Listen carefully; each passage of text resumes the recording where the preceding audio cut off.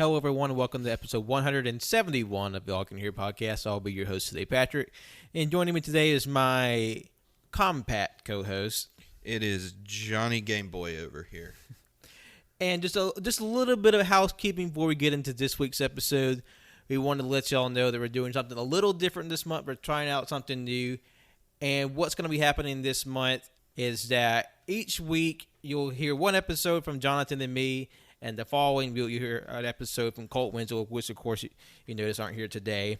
But basically, we're just doing a little tag-in, tag-out this week, and we'll all meet back together at the end of the month for one big sort of summer wrap-up episode. We always sort of have an episode we tie together what we did for the summer, and that'll be the same this year. But we're going to let everybody, all the teams, sort of have their own little fun, and then we'll all sort of reconvene at the end of August. So, but for today's episode, it's just John and me, and we'll be talking about something we think will be a little fun. We're going back in time today, and we're talking about one of our favorite consoles, and that's the Game Boy Advance. Whoop, whoop, whoop, whoop, whoop, whoop. Now, we won't see this at home, of course, but today I sort of dug out my old Game Boy Advance sort of traveling bags. I got like the my couple SPs over here, the original Game Boy Advance model, and like probably close to 30 games on the table here. And we're just going to shoot the breeze and talk about our favorite games, sort of the games we wish we got to play, the ones we missed, and just some recommendations, just some fond memories. And I'll throw it to you, Jonathan, now. When did you first get your Game Boy Advance? Oh, fuck, I don't remember. I was really young, like 3rd or 4th grade.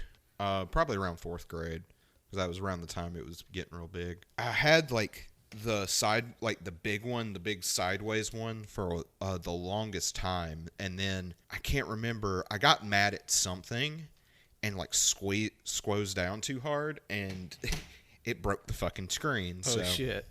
Yeah, I went like 6 months without it, and I thought I was going to fucking die. And then that Christmas, they got me an SP, and I was a lot more kind to that one. Because you know, it's like, oh, wait, I can't fuck around. Yeah. And then, like, my SP was purple.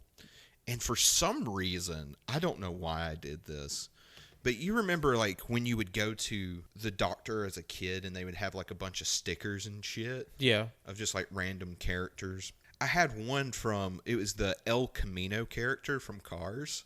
Okay. So I just, like, slapped that bitch, like, right on the front. Yeah, see, I was the opposite, because, like, even as a kid, I was like, oh, I can't put stickers on my shit. That's going to either come off or just look tacky. I guess I had some foresight as a kid. Not to diminish your car's cred as a kid. Usually I was the same way, but for some reason my dumb, like, 10-year-old self was like, fuck, let's do this. Now, you said your SP was purple, and that sounds like it might have been a special edition. Did it come with the game or have something? Because I don't remember I had seen a purple SP. It was either purple or really deep blue. I don't remember. I don't think it came with a game, because the games I did end up getting for it, it wasn't. It was like they came in like the actual case separate from the console itself. Okay. As for me personally, I got, because the Game Boy Advance came out June 11th, 2001, and I'm pretty sure I got that for my birthday, because my birthday's in July. So I had one of the original models. That's the I guess you'd call it the sideways model, the version 1 of Game Boy Advance, and it was the I think this model is called the Arctic model, which is basically like a clear, translucent blue, so you can see like the inner machinery of it. And the first game I had was, I think it came with the Game Boy Advance, and that was the original Super Mario Advance, which I'm holding right now. Oh, fuck. Was this just like a collection of like a lot of like the NES and SNES games? I think Super Mario Advance, because all the Mario Advance games were like ports of Super Nintendo games. So I think this is Super Mario Bros. 2, which is when they're throwing the vegetables.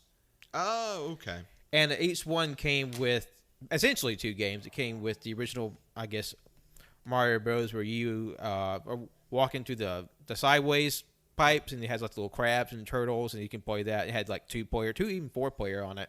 Mm-hmm. And that was the first game I ever got with the Game Boy Advance, and I played that like crazy. And like I said, I have all my old Game Boy Advance games just scattered around the table. And man, it's really throwing me back, because there's some of these games I haven't touched in years, and I know I spent like hours and hours on. Like I have a Pokemon Sapphire in a table, and that for the longest time was like my high water mark for game. I know I put well over 300 hours in Pokemon Sapphire. Yeah, I did the same thing with Emerald when it came out, because I just missed the Ruby Sapphire. But like you, I put hundreds of hours into that game. Pokemon was always the ones I put the most amount of time to, obviously. Same here. But man, it kind of threw me back because I had forgotten the Game Boy Advance came out in 2001, the first model.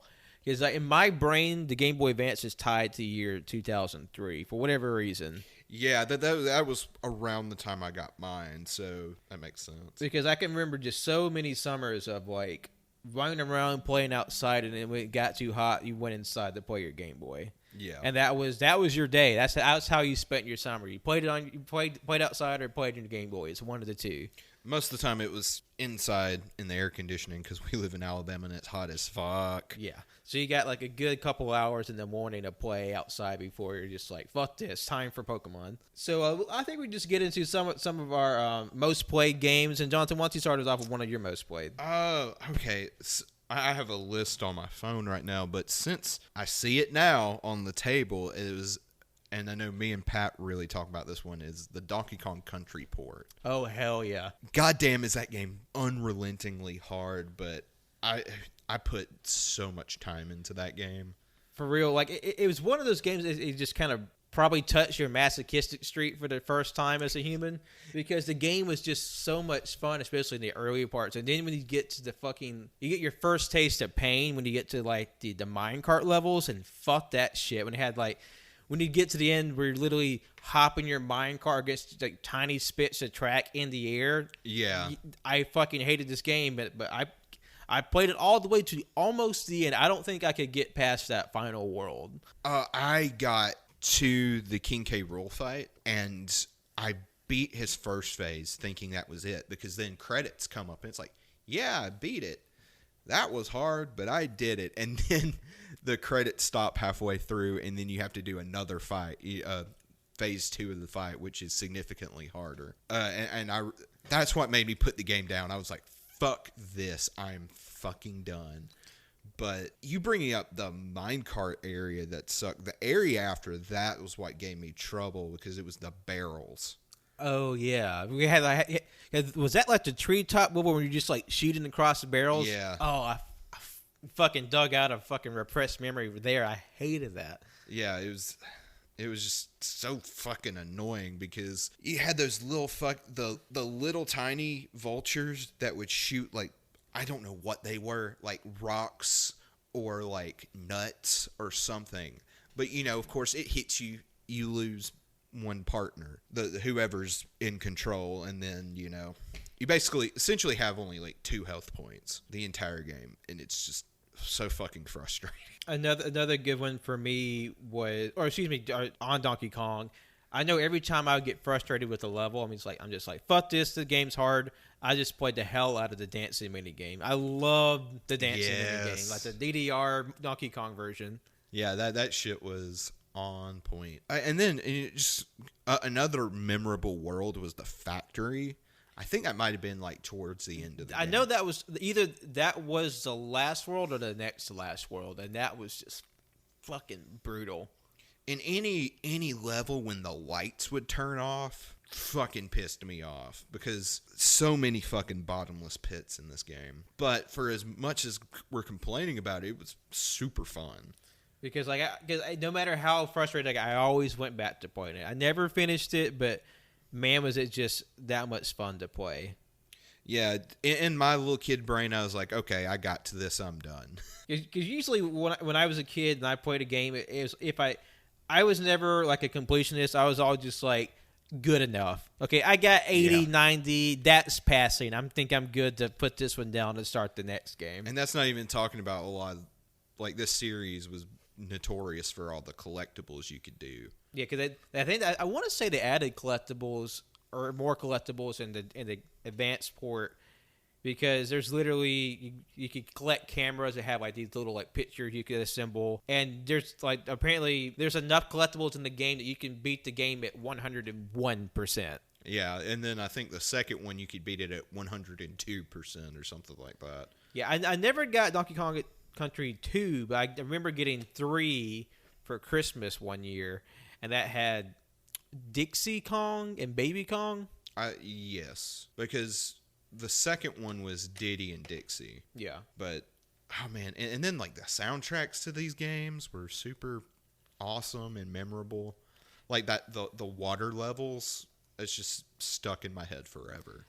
And just on the Donkey Kong track, like, do yourself a favor. If you never played the Donkey Kong Country Returns games, especially Tropical Freeze, not only are those amazing games, but Tropical Freeze has some of my personal favorite video game music in it, and it's like, without hyperbole, just some amazing tracks on there. So really check that out if you have a chance. Hell yeah. Because I did think it was funny. The same year that I got Donkey Kong Country 3 for Christmas, my sister got Donkey Kong Country King of Swing. Did you ever play it? No, I never played that. Was because Donkey Kong had a period where they really got inventive with their play style. So essentially what it was played entirely with the shoulder buttons. So basically Donkey Kong it was like a platformer where you would swing and climb, but you would use the L and R buttons to grab hold of pegs and swing yourself onto the next platform.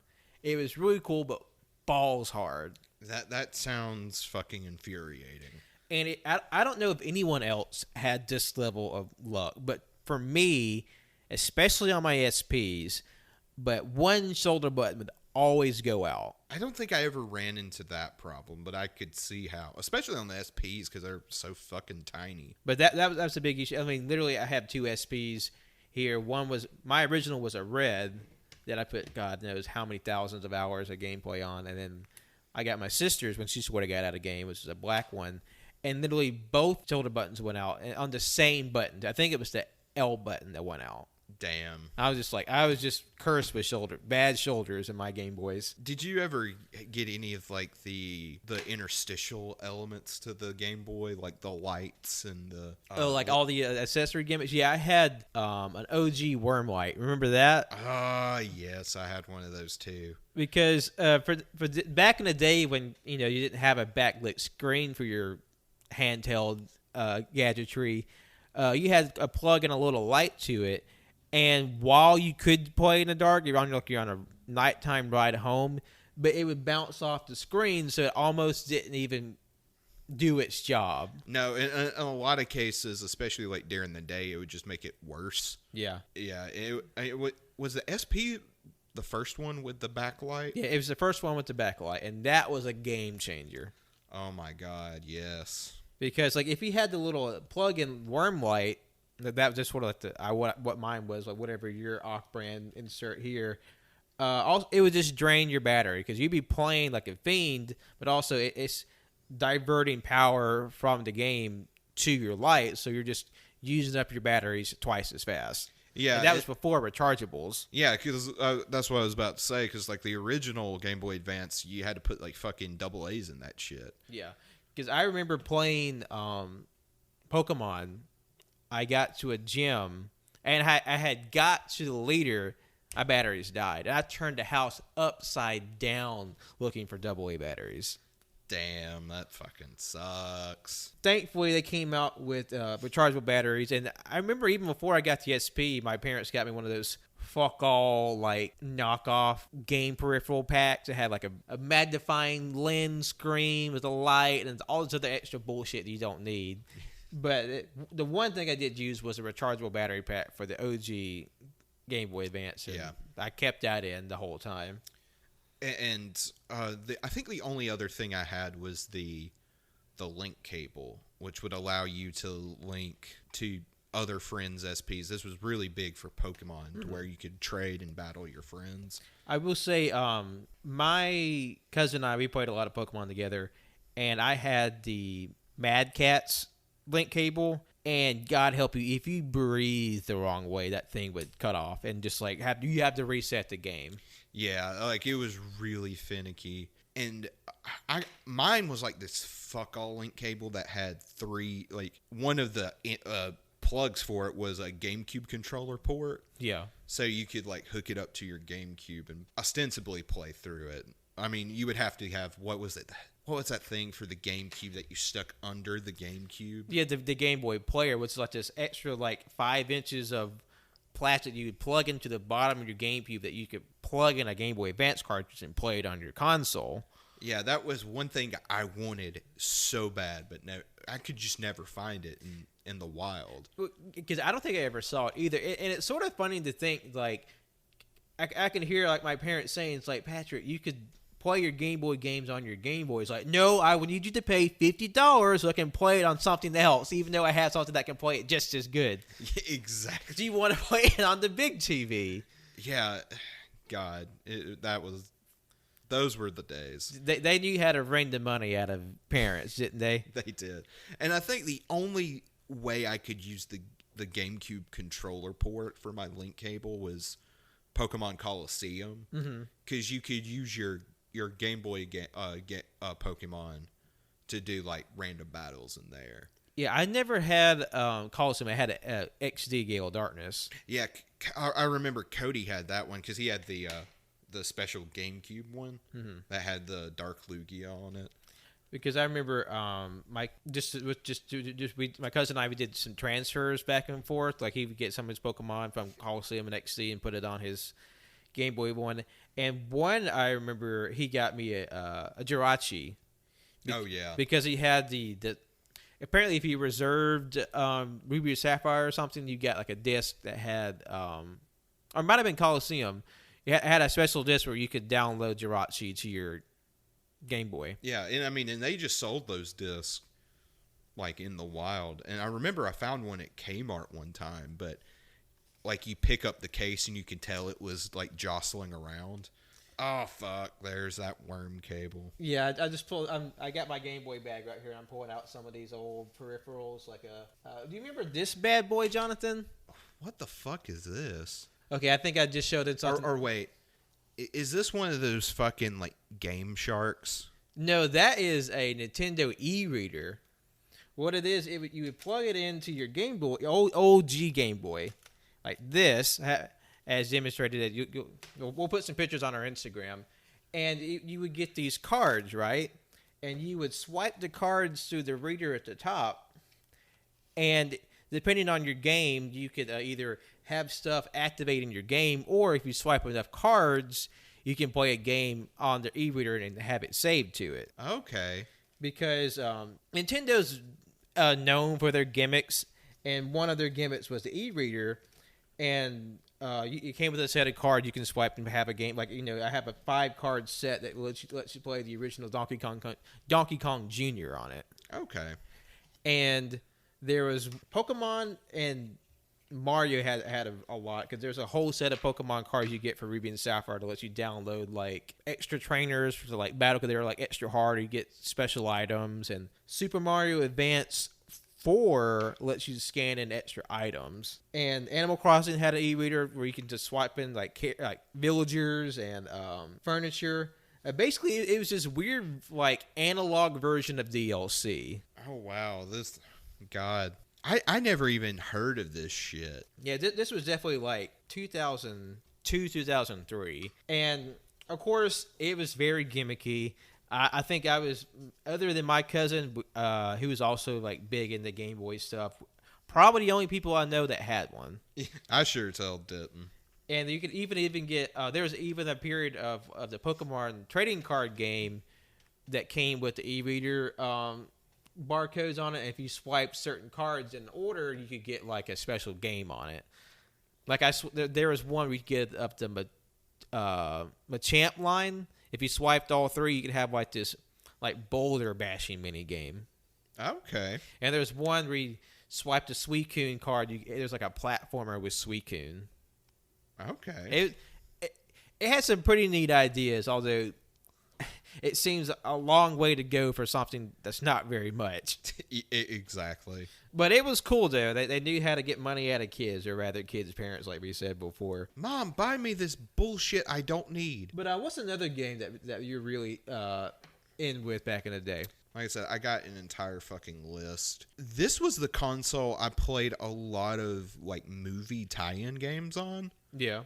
Because I remember the game I got when I got my SP was A Series of Unfortunate Events. Okay. Like the like based off the Jim Carrey movie. I remember it being stupid hard and just annoying. I also got the Chronicles of Narnia when that movie came out. Was that like a platformer? No, it was. If I remember right, it's kind of like a isometric 3D action game. Okay. And Attack of the Clones. All right. That game was fucking stupid. It was so fucking hard.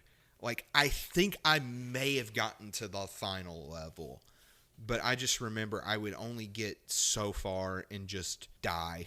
And it did, like, it was based on the live system, so if you lost all your lives, you were just fucked. And it was just annoying as shit. I just remember in particular the Camino level. Yeah. With Obi-Wan Kenobi. Oh my god, because of course you had to fight Jango Fett at the end, and that was just unfair how hard that was. Yeah, I never had any I guess like a movie tie-in. There was one I wanted, I just never could get. I know it's a little I guess taboo right now, but the Game Boy Advance version of Harry Potter and the Prisoner of Azkaban was a kind of like a JRPG where you had like, turn-based RPG. We had like Harry, Ron, and Hermione, and you kind of play through the movie like that. Apparently, it was a very good game, and I literally saw it one time at like a secondhand store, and just whatever reason, I didn't think to get it that day, and I kind of kicked myself ever since because that was a game I really wanted as a kid, and I had a chance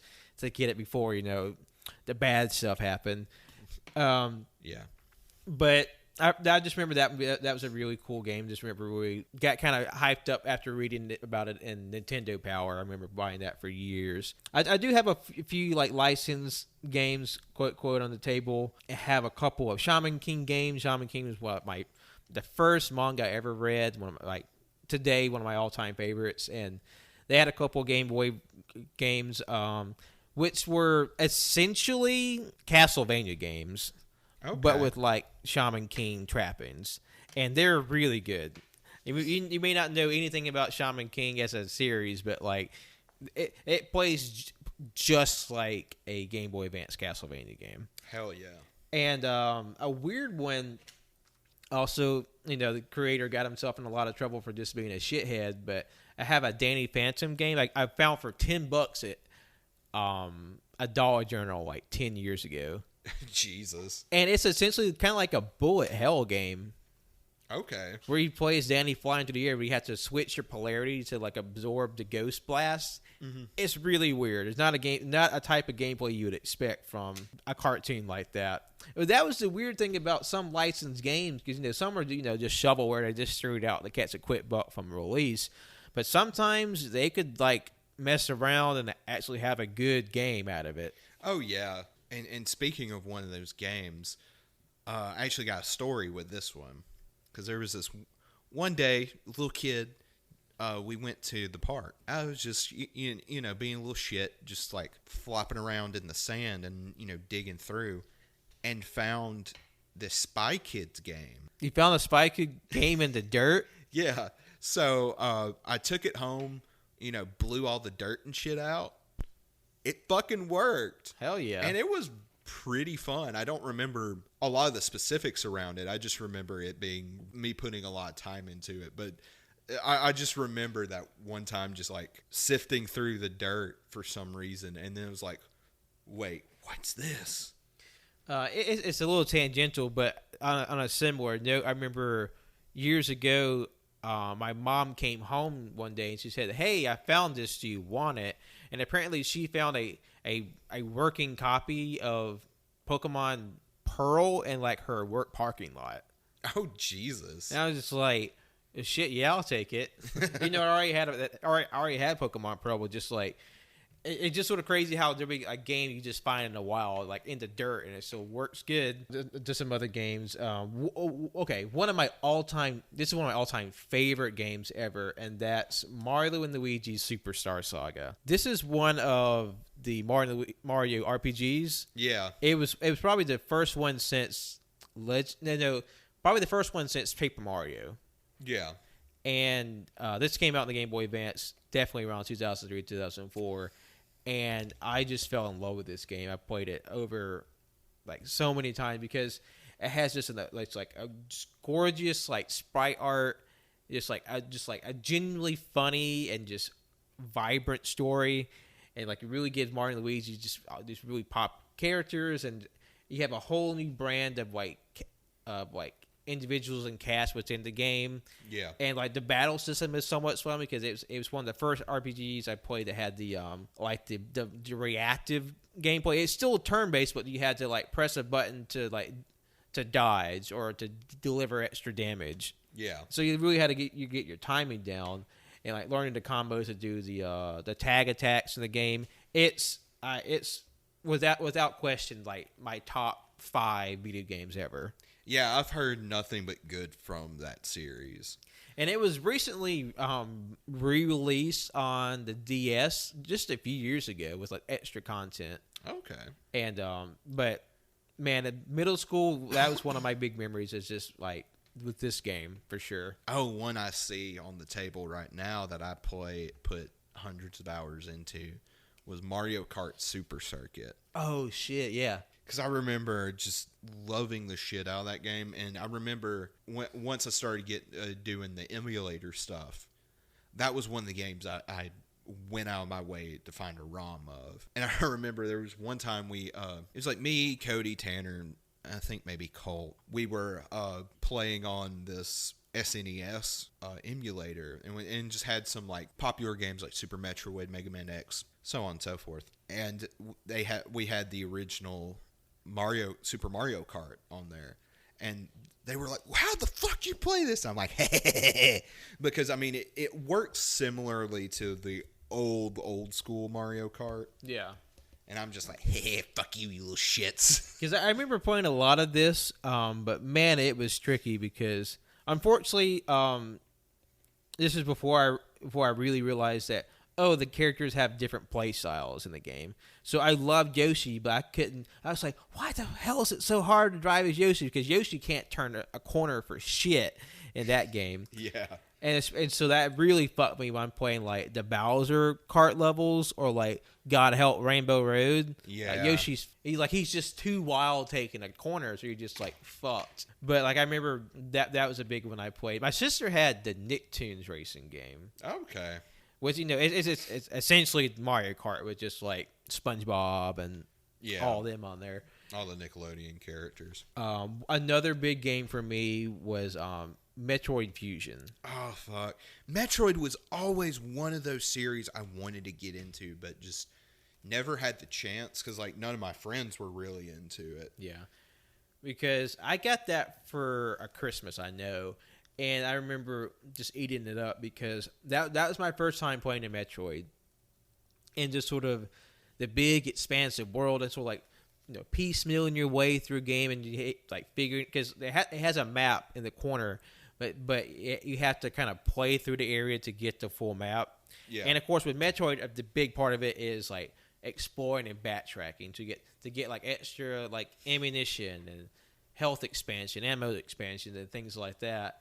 And I remember like it just being super fun, but also really scary to explore.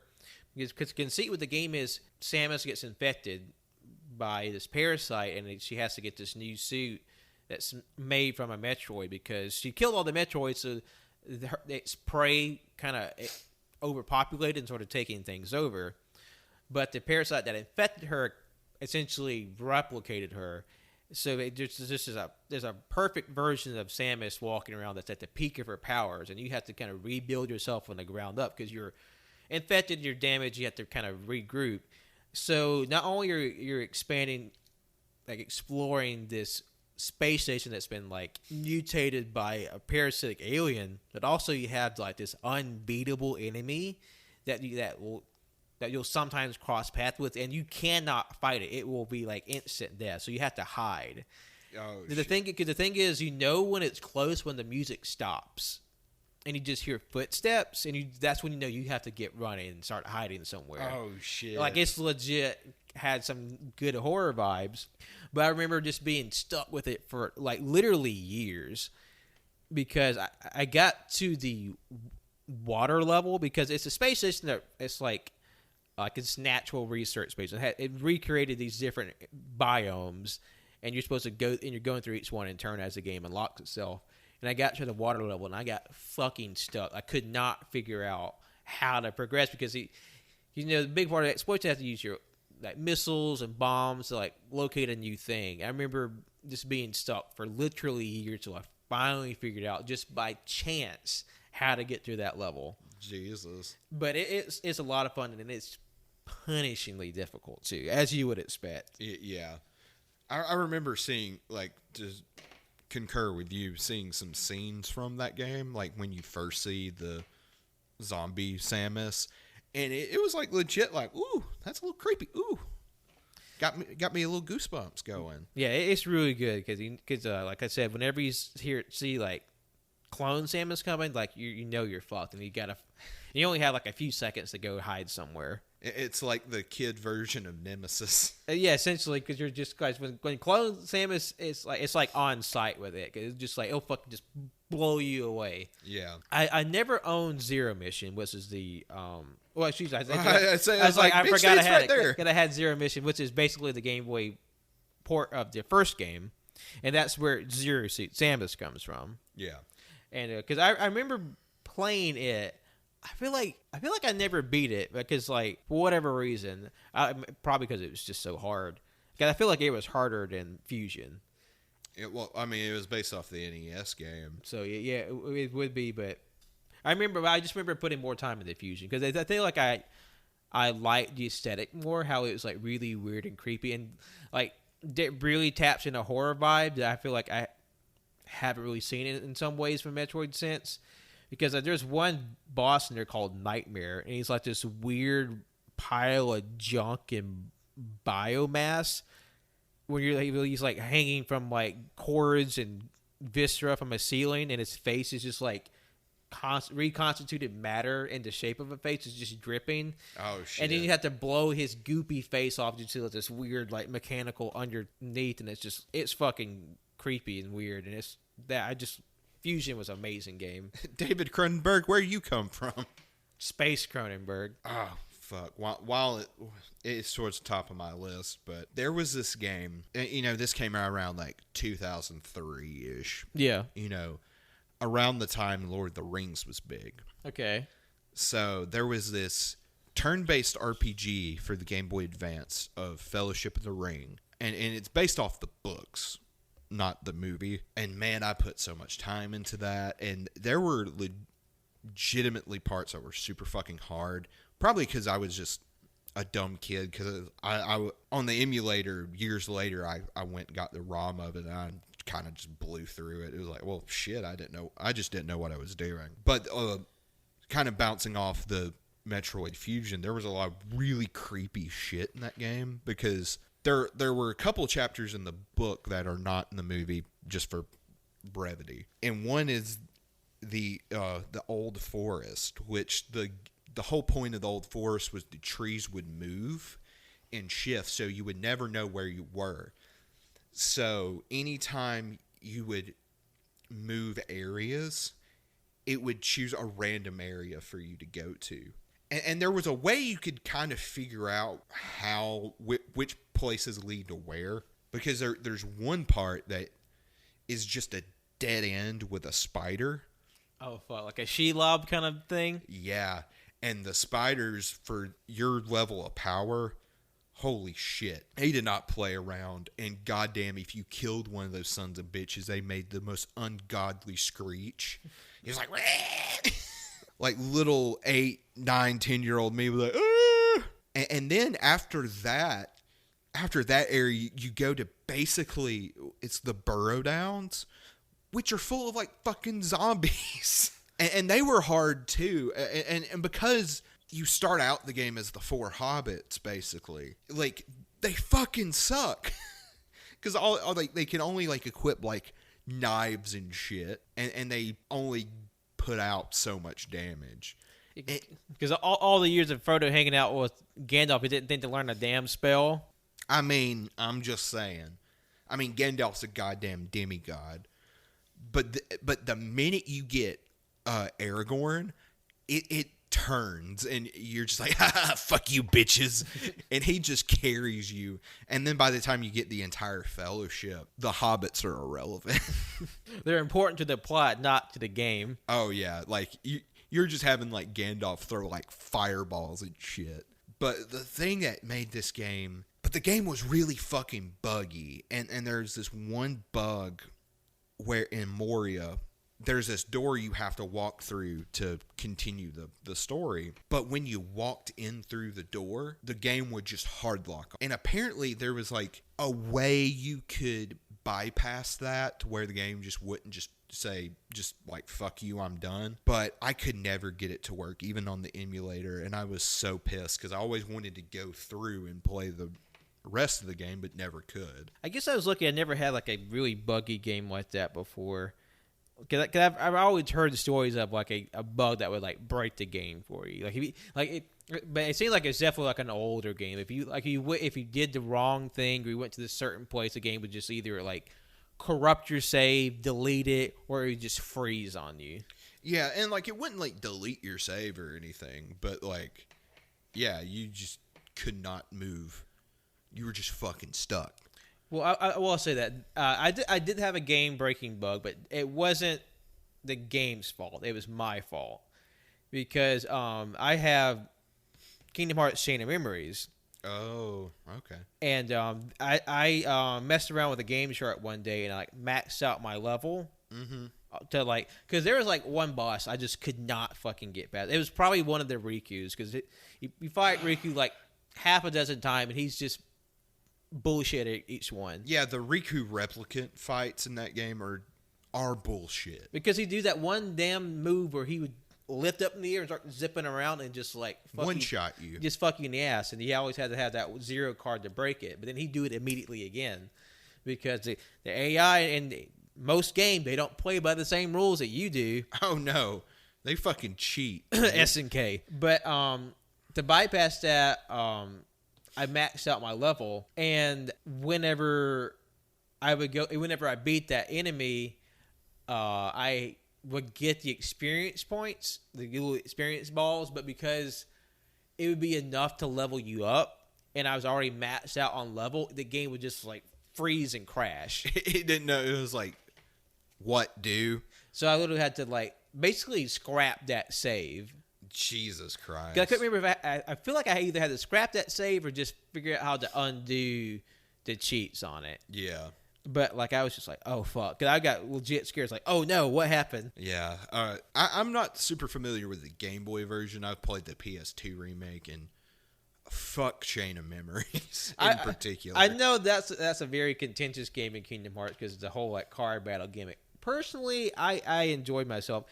It was just hard anyway because I remember that fucking Hades fight was bullshit. He was hard, and all the goddamn Riku fights and the girl with the lightning powers. Oh fuck, Larxene. Yeah, God, she was such a pain in the ass. Like in Kingdom, like the data battles in Kingdom Hearts 2 and 3. Fuck off.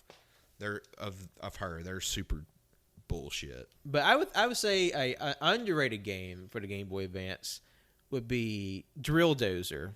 Now, did you ever play this? I never played it, but it's a weird looking cartridge. Now, with this, Drill Dozer is made by Game Freak, with the company that plays Pokemon, and it's about a little girl whose father is the head of a notorious thief guild. Okay, and then he gets injured on a job, so it's up to her to take up the family job as leader of the thief gang and recollect these colored diamonds. But her personal weapon and a signature of the gang is just little tiny drill mech. And what makes this game unique is that it comes with a rumble pack built in. Oh, okay. So whenever you use your drill, the game vibrates. And it uses heavily the shoulder buttons. So the game would have the drill has 3 gears. You press it once to activate your drill, and then on and on until you get to the 3rd gear, which is like maxes out your power and speed. So each time the game vibrates more and more. So when you have that drill turned all the way up to 3, your thing's just shaking your hand like crazy. Oh, Jesus. And it was just a really fun game, and it very challenging because you had to use your drill at certain levels to like activate puzzles or fight certain enemies. And especially it got hard when you got to the platforming because you had to do this thing where you had to jump and plug your drill into a hole and then kick out of it to latch onto the next drill hole, like just kind of hop through the air. But the thing is, the drill doesn't keep running unless you're constantly activating it. Okay. So it runs normally just at level 1, but you have to keep turning it on for the higher levels. So you're trying to like time because you have a little meter that fills up to activate the next gear shift. So you have to like time your gear shifts and keep your drill running, but also especially when you're trying to do double time of like the gear shift and a moving platform. It was balls hard, but it was so much fun, and it's one of the few games Game Freak did outside the Pokemon series, and I loved it. It was just a lot of fun, a lot of character, a lot of originality, and just interesting designs in it. And my personal favorite about the game, the box shipped with a mini comic. Okay. Drawn by the artist from Pokemon. So you have like this whole other side of his art, and it's basically a prequel to the game. Like, yeah, basically how we got there. So that's a big shiny memory in my head. I remember playing that on a road trip one day, and that's how I played through all our vacations down the road. It's like I got a new game for the trip, and I just played that the whole trip down there and back. Just looking at this weird cartridge reminded me of what was that game? It was Yoshi. It was a Yoshi game. Yoshi Topsy Turvy. Yes. It had the gyroscope in it.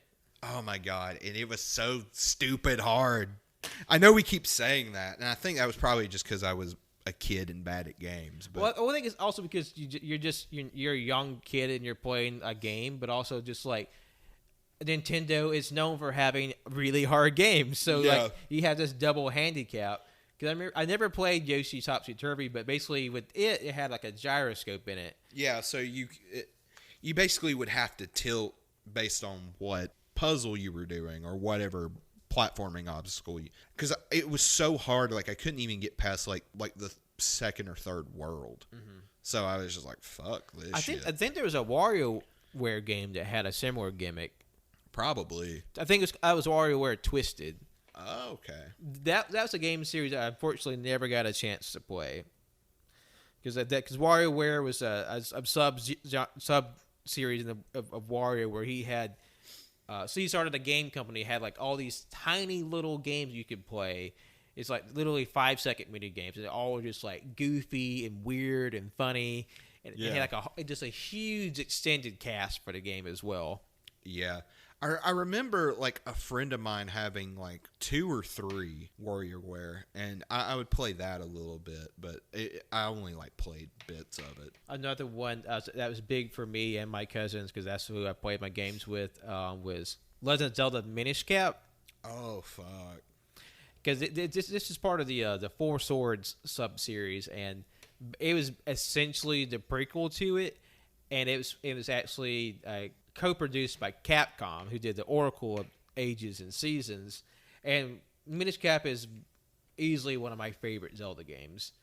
It has just like just a really big world of like a lot of characters, all just like great pixel art, and it just felt like there was so much to do in it. It had a really fun story too, and I just remember that the final dungeon was just fucking difficult, especially because the final run of the game, you have like 3 consecutive boss battles, and what makes it just unique is that I think the final boss you have to fight before you get to the actual final boss, it's timed, but you don't know how long it is.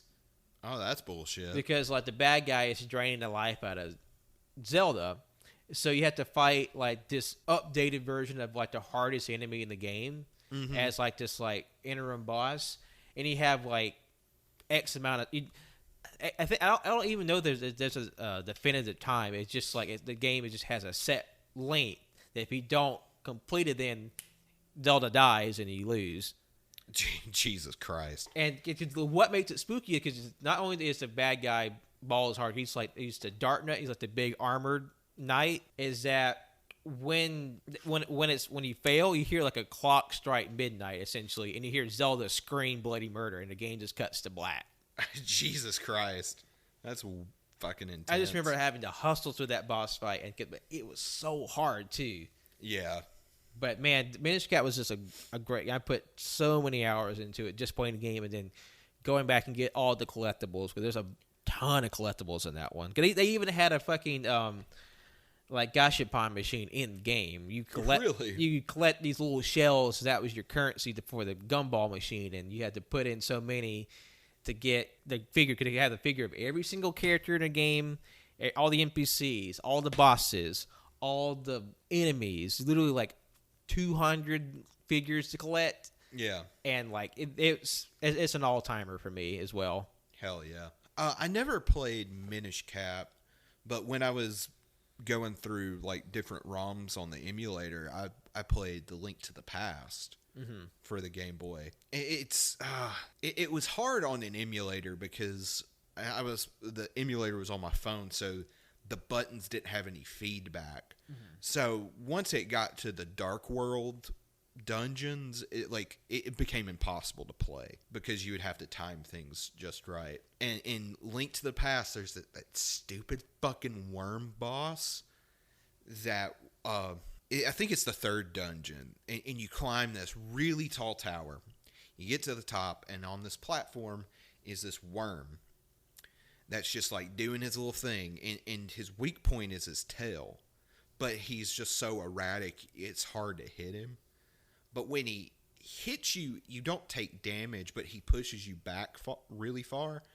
And if he knocks you off of the platform, you go to the floor below you.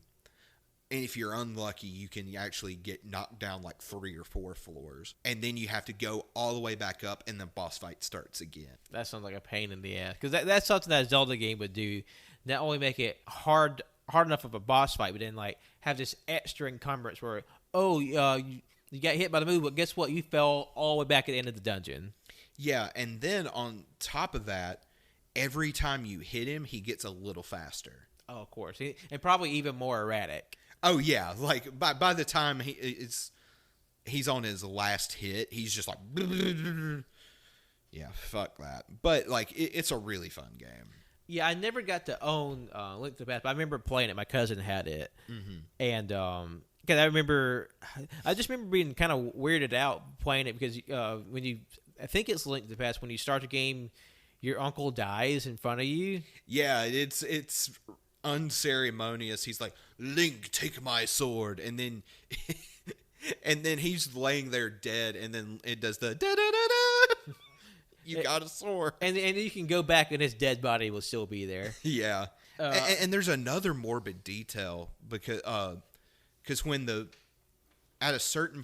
this little sanctuary you can go to where Zelda and the king are at, but after the villain does completely take over, you can go back to that sanctuary and you just see the king's corpse that's just fucking bones. Oh, Jesus. In a robe. It's like, what the fuck? I think there were, I don't know how many Zeldas there were for the Game Boy Advance. I just remember putting the most time in the Minish Cap. I kind of played back and forth on a few different ones. Oh, another big one for me was Dragon Ball Advance Adventure. Oh, fuck. Which it was like this action. It's like it had some platformer, but it was more like a side-scrolling action game. Basically, you play through the whole series of Dragon Ball, and you just kind of like punch and fight your way through like enemies and explore. And I remember really liking it because I think it was the first Dragon Ball game that really. I don't think it's not what wasn't the first Dragon Ball game ever, but like, growing up with the friends and family that we did, like there are like 100 different Dragon Ball Z games. Oh yeah, in various forms, but this was like the only one that I remember having that was just Dragon Ball. Yeah, and you played through the whole story, and I kind of had like this little insider cred because my cousin, he had literally every single Dragon Ball Z game the second it came out, but he didn't know about the Dragon Ball game. I had like a little bit of an edge on him for that one minute. He went out and got it himself the next week, but it was a lot of fun. You had like combos you can do in the game. You can pull off like Kamehamehas and like use his fighting pole in like different ways and different combos. It had a really cool battle system. And what made it neat is that it had different gameplay styles depending on the different points. Like whenever you sort of go to a new area for the first time, you have like a flying Nimbus level where you're just like flying through the air, but kind of like quasi bullet hell. You'd shoot off Kamehamehas or use your staff to fight off like demons or birds or jet planes. And then when it got to the Tenkaichi, like the fighting tournament sections, it would literally turn into a 2D fighter. Hell yeah. And you would fight like, Tien and Master Roshi and Krillin and all them. Even like some of the weirder ones like the devil guy at the end of the game, like toward the end of Dragon Ball, where like the witch Baba, she had like a Frankenstein, a werewolf, and a devil. She all summoned to like the impede Goku. And then I remember one of the last bosses was his grandfather. Yeah. Grandfather Gohan. And then Piccolo. Because you play through the whole game as they come, and those are challenging enough.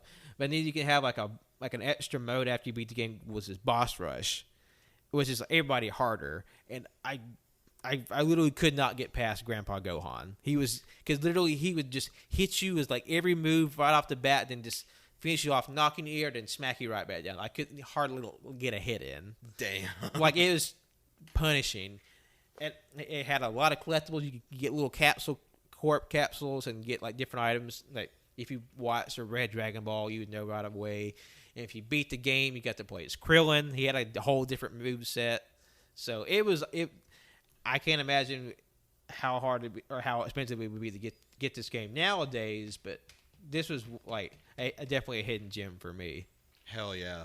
Just hearing you talk about it makes me want to play it because I never played that one, but I was really into the Legacy of Goku games. Not necessarily the first one. The first one's kind of poo-poo, but especially Legacy of Goku 2 and then Bu's Fury. Oh man, it's like an action RPG, and you can play as about 5 or so characters that you gradually unlock as the game goes along. So like, you start out like with Legacy of Goku 2, you start out as Gohan and I think Piccolo, and then you work your way up to Goku at the end. And then you go through like Legacy of Goku 2 was the Android saga. Yeah. So you play through all of that.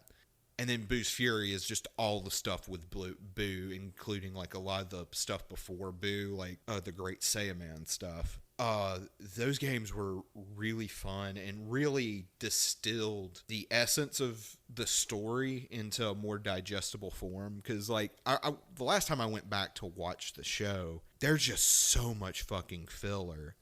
And like I remember in particular the fight with Frieza. By the time Goku's Super Saiyan, it's like they have 5 minutes before the planet explodes, and then it's like 17 episodes of that 5 minutes. A lot of padding. Yeah, but like, yeah, these games were really fucking fun, and they had, for me, like the right amount of challenge. Like, because I remember Legacy Goku 2 in particular, there was this difficulty spike once you got to Android 17, because you had to fight him as Piccolo, and it's like right as he fuses with what's his face? Kami, yeah. So, you get this like extra power. So I guess the developers were like, well, we got to make the enemies harder now. But yeah, the fight with Cell at the end of Legacy Goku 2 is hype as shit. Oh, I bet. It's so good. And then it has a really cool synthy soundtrack. I don't know how much of it is from the original show, but I just remember there was just like these really cool like synth chords in the soundtrack that were really cool. Let's see, another big one for us, especially my family. Did you ever play Golden Sun? I never got a chance to play it. Golden Sun is probably like one of the like corner, like maybe not cornerstone, was like one of the like top games for the Game Boy Advance. It was it was a turn-based RPG from back in the day. I would say like 2004 to 2003 to 2005, and basically you play in the world of Camelot, but it's not Arthurian legend. That just happens to be the name of this island, and he played these in just like this European medieval fantasy where you have to play as these 4 teenagers who have to sort of save the world from this dangerous duo from like using the power of alchemy to like fuck up the world. Yeah. And so basically throughout the game you gain like these like psychic elemental powers, because you have because your spell casting is sort of based off the items you equip and which elemental spirits you equip. You have because the spell magic is sort of crafted from these characters called the Jinn. These like these little elemental spirits. You have like classical elements like fire, water, wind, and air. Excuse me, fire, earth, wind, water. Excuse me, and it had just like it had a great soundtrack, great battle system, but probably one of the hypest things about the game are the summons.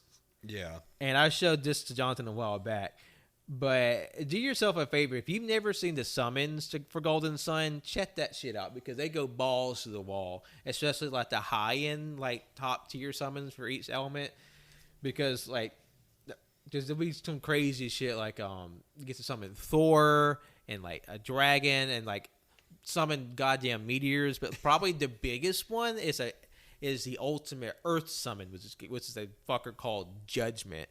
It's like this big armored knight with angel wings and a lion's head with a cannon in it. And he flies up in the air and shoots an energy ball that when it hits the ground, it has like this Akira atomic blast that just like oh shit, that just levels the entire goddamn country. And then you pull that shit out to blow up like a level 2 enemy just to be as petty as shit. And it's so satisfying. Yeah, that was a series I always wanted to get into, but never got around to. Did you ever play the Sonic Advance trilogy? No, I think I got to play with a buddy on a bus ride home, but I never got to play those. So tell me about that. Oh man, those games were fun. They were akin to your classic 2D Sonic games, but with like the 3D Sonic design and sort of attitude. And my God, when you pick up speed in those games, half the time like Sonic like goes like 10 feet off the screen. So like the game can't even keep up with how fast he's going. Yeah, exactly. And it's really annoying, especially because there's a lot of fucking bottomless pits and spikes and shit. So you don't know if like Sonic's going to run into something. And especially when you go like down long hills, it's like, oh fuck, and you just kind of lose control of him. Those were pretty fun, but the Sonic game on the Game Boy Advance I put the most time into was Sonic Battle. Oh shit! I remember really wanting to play that because I saw the art for it and I was like, oh, this is really good. And if I remember correctly, it had a pretty cool story mode for it too. Yeah, like I mean, it's a Sonic story. It's nothing like that's going to blow your mind, but like for Sonic in particular, it was really good. The whole gist of it was there's this, I think Eggman creates this robot that has the ability to replicate people's powers. So he goes through each section of the game, he stays with a particular Sonic character and then begins to copy their abilities up until the point where he has everybody, and then he's like, I'm going to destroy the world, and you have to beat him. But yeah, it is sort of this like, it was a fighting game, but it was this weird, it's like isometric in a kind of way. Yeah, it's really hard to explain without like actually showing you it. But man, some of the characters were cheap as shit. Like Shadow was fucking bullshit. Because one of his like main attacks was he would like snap his fingers, and if you're like in the vicinity of the attack, it would just like throw you in the air, and then he could just like fucking destroy you. Was it I remember, if I remember correctly, was Cream like one of those bullshit characters? Yes, that's what I was about to say. Cream was fucking bullshit, at least from memory, because what the characters could do, what you had to do was you could regenerate your health by doing this like Dragon Ball Z type charge, but you also had this other special meter, and once you filled the special meter, your character flashes a certain color, and then you can do the ultimate attack. And Cream in particular, like the minute you start charging, her health and like special meter are automatically full. It's just like zoop, boom, fuck your shit. And she had like particularly long range, so it was kind because like she's a little bunny rabbit that throws a baby like chow, and that's her attack. She just takes this little cute blobby baby and just throws it at you from like probably halfway across the map, and you can't touch her because she's just like bap, bap, bap, bap, bap, bap, just tapping you away with this little baby. Yeah, because like other characters like Shadow, their charging ability is really slow to sort of compensate with the fact that he has just bullshit powers. Because there's this one ability he can do where he jumps in the air, disappears, appears on the ground, and does like a fucking Majin Vegeta type explosion that just anyone in the vicinity is going to eat shit. But like it's so hard to do because it's hard to get that up because his recharge is really slow. But like other characters, it wasn't so much. But the story was cool because you had to go through every character, and so like if you weren't good as one character, you wouldn't have to stay as them forever, and it would help you sort of get in the mindset of how that character plays. So yeah, that game was really fun. Oh, let's see. Another big game for me in a different way was Yoshi's Island Advance. Oh fuck! Because I remember just loving the game. The hell because like Yoshi's my favorite Mario character. Same here. And it's just a cutesy world that's just really fun, and it can get balls hard, as you can imagine, just with any sort of Mario or like classic Nintendo IP.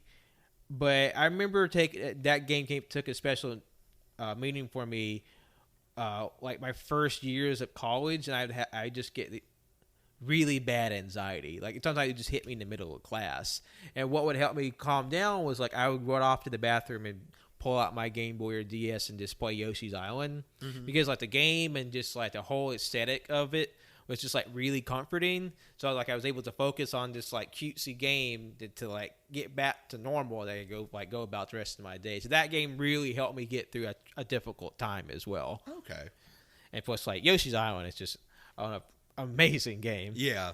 I just remember I made the mistake of playing it with the volume up with and like back when I was a kid and when I was at home.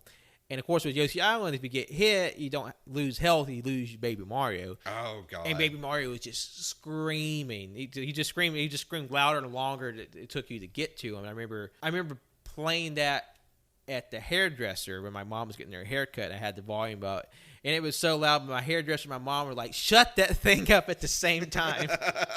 Yeah, because that's an old SNES game, and yeah, little Baby Mario screams his little head off. Yeah, needless to say, after that, I never played with the sound on when I played that game. I can imagine. Well, I guess we'll shift gears slightly. What's a game that you never got to play that you really wanted to? Oh, fuck. Like I really wanted to play the Metroids and the Castlevanias. Yes, Castlevania is always like one of my missing games. Yeah, because I never got to those, but always was interested in sort of the aesthetic of them. I know a big one was Castlevania. It was Castlevania Aria of Sorrow. Yeah. Which is like the last Castlevania Game Boy Advance game. And I just remember just really diving deep into like, because Nintendo Power had like a 2-month coverage on it where they had like the walkthrough of it, and they showed you, because Castlevania you had you had this gimmick where when you beat an enemy, randomly it would drop its power, and you equip it, and you had like this new, like you get like an extra sword or like a beam or like fire or something, and I just loved that aesthetic, and it was just like it's easily one of the best games for Game Boy Advance, even though I indirectly got to play it, because like I mentioned earlier, the whole like absorbing the enemy's souls and using their powers, that's essentially what the Shaman King games were. Yeah. It was just an anime version of Castlevania Aria Sorrow. Okay. But so I got to play it in spirit, I guess. Outside of that, I can't remember any games that I specifically wanted but never got the chance to play. But it's also been so long and it's so hard to remember. I'm sure there was one. Did you ever play Boktai? No, I didn't. What's that? Boktai was released by Capcom. It's made by the creator of Metal Gear Solid. Kojima? Mm-hmm. Okay. And it's called Boktai Sun in Your Hands. And it was a gimmick cartridge, see, because you play as a young boy who fights vampires using power of solar light. And the cartridge actually had a UV receptor in it, so it would take in sunlight. It could know like artificial and real UV light. So what you could do is you could take in sunlight, so that would charge your battery. You charge your in-game battery to use your weapon. It was a gun that shoots solar beams. So, but the trick was, the Game Boy, when you went outside to play, it would reflect the light off the sun, so you couldn't really see how to play. Yeah. But it was an immaculately designed game. Like, if you really use, even though if you couldn't use sunlight or didn't have a UV lamp, you could still play the game. It would just be significantly harder, because the game already had like a built-in stealth aspect. It's just when you don't have the sunlight, you have to rely on your stealth and like sneaking around and using like very rare items to fight enemies, because all the enemies are susceptible to sunlight. So you have to like just use your trickery to get through the game. I remember having the game for a minute and having to like resell it because it was just unplayable, because I didn't have a UV lamp, and plus one, a UV lamp's kind of dangerous to play in it for a long time, and two, it's just hard as fuck to play because of the sunlight. Yeah. But I remember just loving the hell out of the game and what I got to play of it, and it's a gorgeous game. Look up gameplay of it. It's just, you'll be surprised what they're able to do for the Game Boy Advance, just in terms of graphics. That sounds like some fucking Kojima shit. I'm down for it. But despite that, they made two games of it, 1 and 2. But a game that I always wanted to play but never got a chance to was called Magical Vacation. Okay, what's that? That was a JRPG that, oddly enough, the sequel to the game came out in America on the DS, called Magical Star Sign. Okay.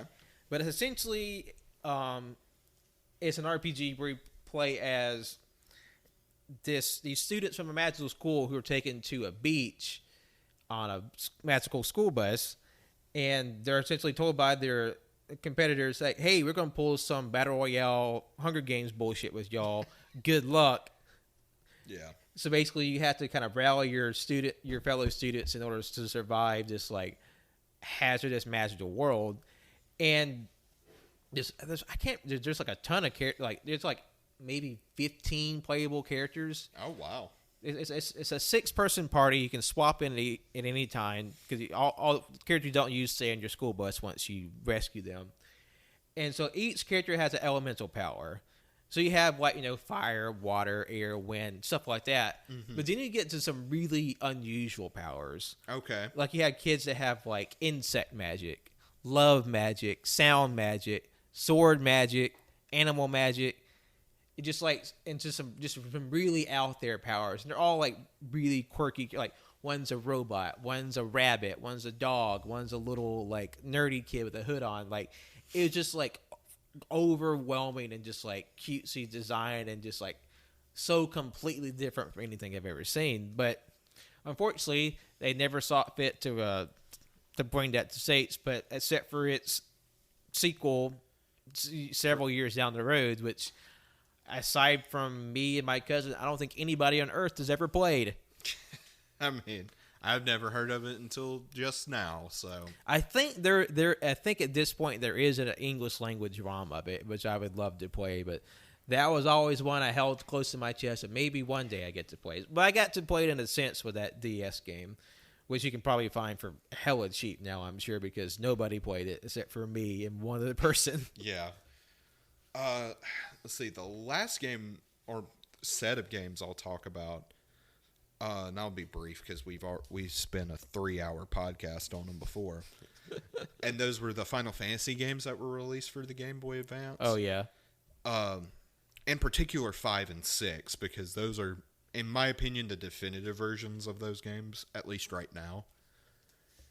And man, because in college when I got the ROM, when I was doing all the ROMs and shit, those were some of the games I went for first, and damn, like I said, Final Fantasy VI is my favorite game of all time.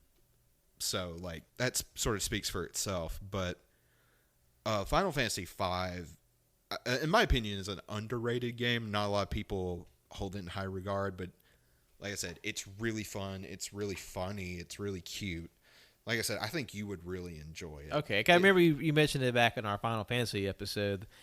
And like just you talking about it got me like buzzed because like you said it was like it could balance drama and comedy really well and have like a really very interesting cast of characters. Yeah, and like the character, like it's more on the lighthearted side. Yeah, because a lot of the Final Fantasies tend to go into melodrama and the misery, but like this one was really fun.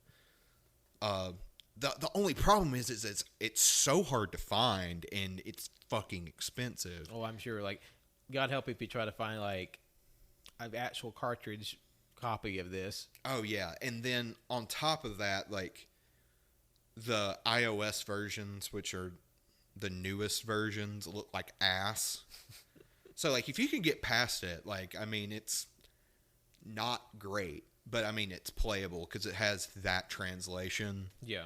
Because Final Fantasy V in particular has for the PS1 had a really bad translation, and then there were a bunch of fan translations to where they translated the main character's name to Butts with a Z. So yeah, every time I play it, I rename him to Butts because that's just funny, and I'm immature. But yeah, if you find those games in the wild for cheap or online somewhere, tell me, please, because I want these.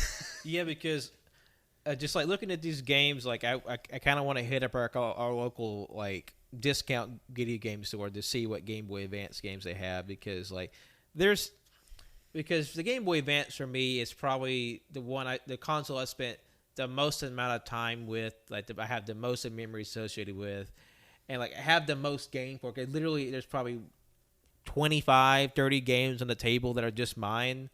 And like there's the ones we haven't got to, like Mega Man and Bass, hard as balls. I never got past the first level.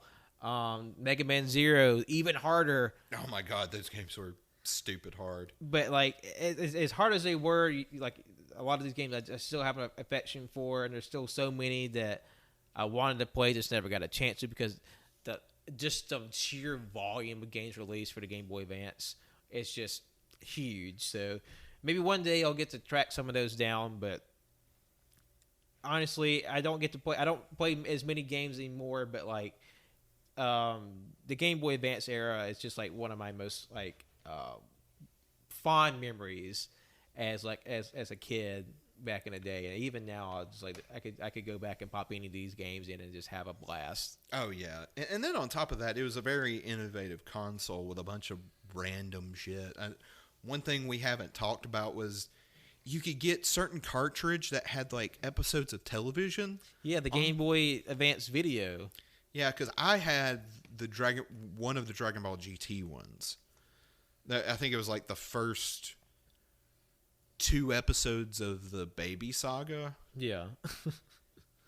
which like it's kind of random place to start, but And like with like little gimmick stuff like that, you always thought it was the coolest thing, even though it looked like dirt.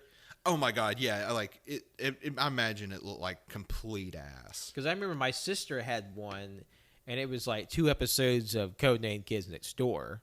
Oh, And like, imagine watching the same 2 episodes of a cartoon and just like super like lower than YouTube quality in 2007, like 70p. and then like no light in a car in the summer. And imagine how well that is able to be viewed. Yeah, but like back in the day, we thought that shit was the hottest thing. And it's like the most inefficient way to watch something. I mean, we literally had a portable DVD player, and we're still. It's like, Mom, I'm watching TV on my Game Boy. Who cares about the DVD player? Yeah, and there were like a bunch of like random like music player, like proto MP3 players back in the day that were completely impractical, but because it was on the thing that you love most, that made it the coolest thing in the world. oh yeah. So I think this is a good place to tie it in. It's been a blast just going through memory lane, looking at all these old cartridges and just digging out my old Game Boy stuff, and it's just been fun to relive that with Jonathan here.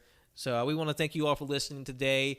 Just remember that this month we're doing things a little different. So next week will be Winslow and Colt talking about something very special, and I'm sure it won't be just calm piss and shit. But not making any promises. No promises, but we don't know what they'll be doing. So it'll be a surprise for everyone. So until then, you can listen to us on SoundCloud, iTunes, Google Play, Google Podcasts, Overcast, Spotify, RSS feed catchers. We're there. Be sure to like, review, subscribe on all those platforms. That really helps us out, keeps the show going, and spreads it around to more people. You can follow us on Instagram and Twitter at AYZ Podcast. You can follow us on Letterboxd and Facebook at AllYouCanHear Podcast. Excuse me. Yeah, AllYouCanHear. I do this every goddamn week. I mess it up. And Twitter, goddamn, Twitch and YouTube at AllYouCanHear. But also, starting this month, you have a new way where you can contact us. We have a brand new phone number. You can call in and talk to us, leave your questions, leave your comments. And then coming in a day in the future, we will have an episode where we have all your questions, remarks, and you can contact us and leave us a voicemail at our new hotline number, and that's 205-523-4965. That's 205-523-4965 or LAD4965. Alrighty. And lastly, you can follow me, Patrick, on Twitter and Instagram at John Lost His Name, and follow my art on Facebook at John Lost His Name Art. My name is Jonathan. You can follow me on Twitter at JONIIBOI24, and then John Ownson 12 on Letterboxd. Call us and tell us how much we suck. You can call and say just about anything. I'm sure it'll be worth a laugh. So we'll see you all in 2 weeks for our next Jon and Pat show. And until then, take care of yourselves and have a good day. Bye.